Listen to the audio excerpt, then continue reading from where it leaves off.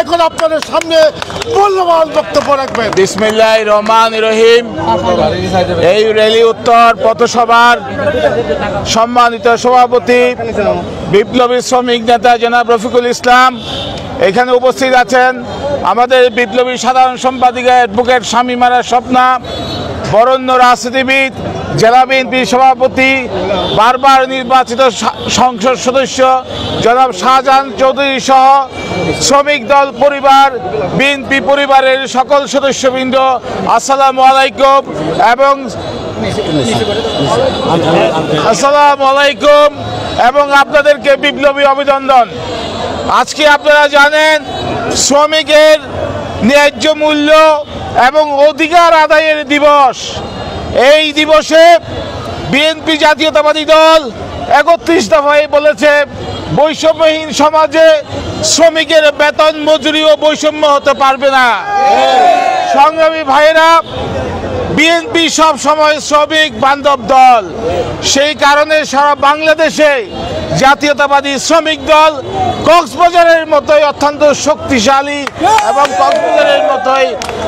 ভাইরা আমার, এই যে আজকে সভ্যতা, এই যে নির্মাণ, সভ্যতা, শ্রম সব কিছুই কিন্তু এই শ্রম নির্ভর।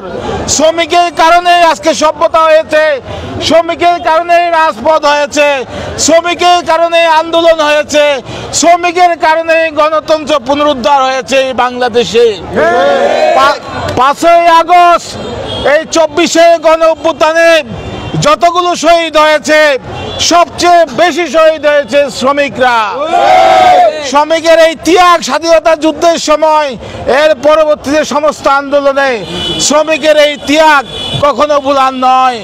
তাই রাষ্ট্র, সরকার এবং রাজনৈতিক দলগুলা শ্রমিকের অধিকার আদায়ের জন্য আমরা সকলেই সব সময় আপনাদের সাথে আছি, আপনাদের পাশে আছি এবং আপনাদের সাথে নিয়ে আমরা শ্রমিকের ন্যায্য অধিকার সহ সমস্ত অধিকার আমরা ইনশাল্লাহ আদায় করব এবং বাস্তবায়ন করব।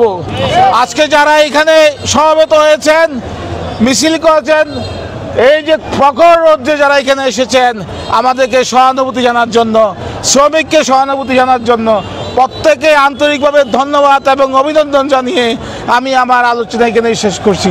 আসসালামু আলাইকুম। ধন্যবাদ।